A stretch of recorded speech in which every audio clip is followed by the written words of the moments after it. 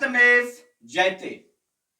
न्याय के मंदिर के प्रति इससे सुंदर अभिवादन नहीं है, क्योंकि मैं उसी न्याय के मंदिर की बात करता हूं जिसके खंडपीठ के माध्यम से भारत के तमाम 1.5 अरब जनता का विश्वास सिर्फ ये कहता है कि एक न्यायालय है जहां के माध्यम से हम न्याय पा सकते हैं, जहां के माध्यम से दुराचारियों को सजा दिला सकते हैं। लेकिन हम न्याय पाने के लिए हमें क्या चाहिए? न्याय पाने के लिए एक सुदृढ़ व्यवस्था चाहिए जहां पर न्यायाधीश का होना अति आवश्यक है, और न्यायाधीश के नीचे काम करने वाले वो तमाम लोग जो लोग की न्यायाधीश की आंखें हैं, हाथें हैं, पैर हैं, उनकी आत्मा है, वो हैं क्या नहीं, इस पर हमको बात करना है। हम सवाल अक्सर उस माननीय न्यायाधीश पर उठाते हैं जो कि ईश्वरीय स्वरूप तो है, लेकिन ईश्वर की दिव्यता उनमें नहीं है कि आंखें बंद करे और सब कुछ को देख ले। ऐसा नहीं है, और इसी का परिणाम है कि हमारे सामने जो प्रस्तुत होता है वो एक स्याह चेहरा होता है, जिसके माध्यम से हम दोबारा पत्र लिखकर उन्हें सूचित करना भी नहीं चाहते हैं, जिसकी वजह से इतनी खाई है, जिसकी वजह से संतोष राय लोगों के जैसे लोगों को जेल में 1.5 साल तक बंद करके रखा जाता है। तमाम वो सहयोगी नपुंसक हिजड़े की तरह अपने अपने घरों में रहते हैं और इस आशा में रहते हैं कि फिर संतोष राय निकलेगा और फिर हमारी सहयोग करेगा और फिर उसी तरह कुत्ते की तरह भौंकता रहेगा और हमें कुछ ना कुछ फायदा हो जाएगा। जिस तरह रात में कुत्ते भौंकते रहते हैं, उसका फायदा संदर्भ में यही होता है कि कुछ चोर उचक्के जो होते हैं समान रूप से वो बच के निकल जाते हैं और बाकी जिसको घटना करना होता है वो करते ही जाता है, जैसे ये तमाम जो दुराचारी नेता है वो नेता लोग करते हैं, जिसने पुलिस के अफसर हैं वो घटना करते हैं। जी हाँ, मेरे हाथ में एक डाक है जो भारतीय डाक विभाग के माध्यम से आया है पटना हाईकोर्ट से, जिसमें हॉनरेबल चीफ जस्टिस को पैटर्न इन चीफ लिखा गया है। आप समझ सकते हैं कि कितनी घबराहट या कितना आत्मविश्वास जग जाएगा ऐसे लोगों पर जिनके नाम से ये पत्र आए। लेकिन बड़ा खेद के साथ मुझे करना पड़ रहा है कि इसमें पैटर्न ऑफ चीफ के लिए जो पत्र का जो दिनांक और पात्रांक जो लिखा हुआ है वो 2/7/24 का है, अर्थात आप समझिए कि 2 जुलाई 24 का पत्र है और ये मुझे मिला है 24 जनवरी 25 को। ये डिस्ट्रिक्ट लीगल सेल खगड़िया को ये कहा गया है कि हमारे बिहाफ में इन मामलों पर संज्ञान ले, लेकिन उसको बिल्कुल नहीं पता कि जितने पत्र हम दे रहे हैं उसमें सारा खामी जो है वो डिस्ट्रिक्ट लीगल सेल खगड़िया का ही है। क्योंकि खगड़िया के जिस दुराचारी जज ने इस प्रकार के कुकृत्य किया है, न्याय के मंदिर को बदनाम किया है, वो एडीजे 1 है और उसके सहयोगी जब डिस्ट्रिक्ट जज भी हो गए तो आप समझ लें तो लीगल सेल बचा कहां। मेरे 93 डेज के आंसर में जो मूल मांग था और मांगों में एक मांग ये भी है कि आप डिस्ट्रिक्ट लीगल सेल जैसे या फिर आप हिंदी में समझ लीजिए जो आपका विधिक सेवा प्राधिकार है, इसको स्वतंत्र किया जाए और इस स्वतंत्रता का ये प्रमाण है कि हाईकोर्ट के लीगल सेल से हॉनरेबल चीफ जस्टिस के बिहाफ में ये पत्र आया है और ये पत्र हमारे पास पहुंचता है 7 महीने के बाद,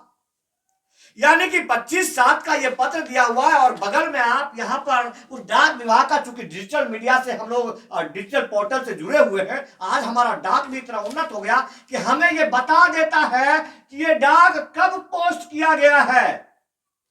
उन जाहिर गंवार अनपढ़ न्यायालय के कर्मचारियों को यह बिल्कुल नहीं पता कि इसमें दिया हुआ पत्रांक के साथ जो आप भेज रहे हैं जब मर्जी इसको पोस्ट कर दीजिएगा और जब मर्जी भेज दीजिएगा, और गांव के सुदूर देहात में गंगा किनारे रहने वाला ये फौजी पत्रकार चुपचाप सह लेगा और देख लेगा बाजी बा 7 महीना ही सही हमको पत्र तो आया, ये गलती से कहीं डाक विभाग के किसी कोने में रखा गया। ये आपकी मूर्खता है माननीय न्यायालय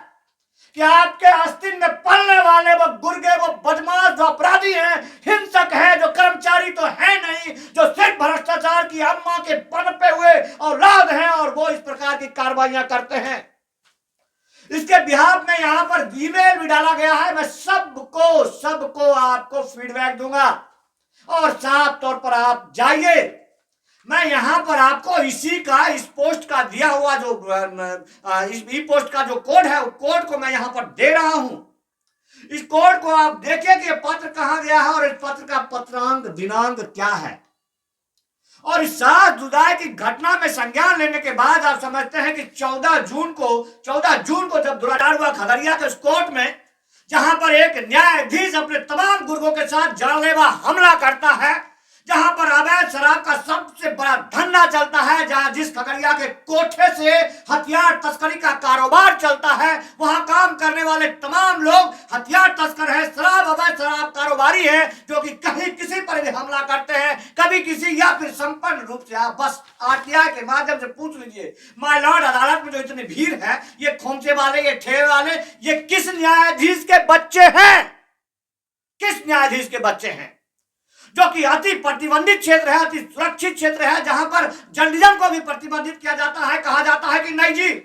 यहां रिकॉर्डिंग पर प्रतिबंधित है, वहां पनपने वाले तमाम गुर्गे नक्सली कौन हैं?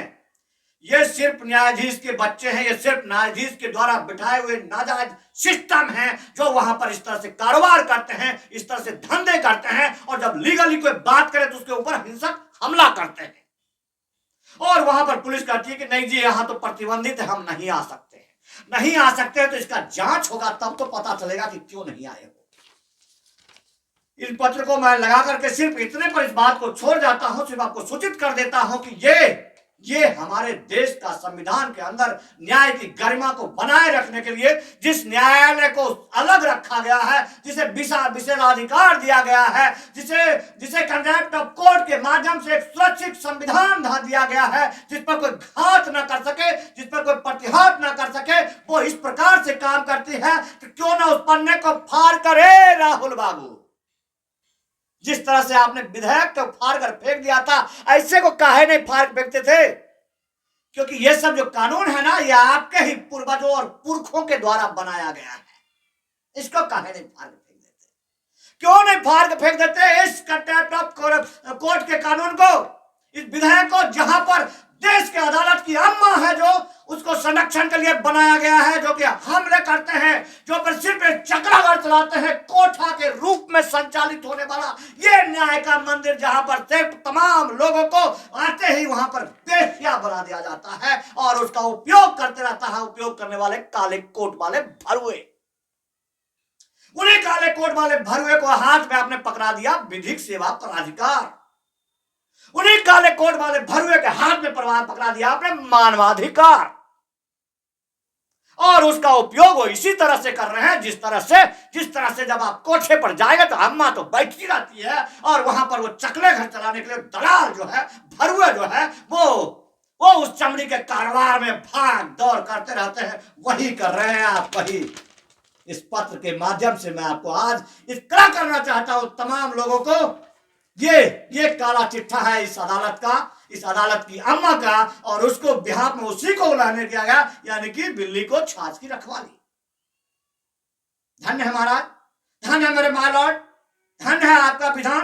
धन्य है आपका संविधान, जो आपको इस तरह से नोच कर लूट कर खाने के लिए वहां चकले घर में बैठा दिया गया है, जहां पर कॉलेज सिस्टम जैसा एक विधान लाया जाता है, जिसके माध्यम से आप मलाई चाट रहे हैं और आप कहते हैं हम न्यायाधीश से हमको माय लॉर्ड कहो, हमको मत करियाओ, हमको चुम्मा लो आकर के। हद तेरी की, तब न थूक दिए मुंह पर, थूक करके थूक दिए थे, इसलिए। जय हिंद, वंदे मातरम।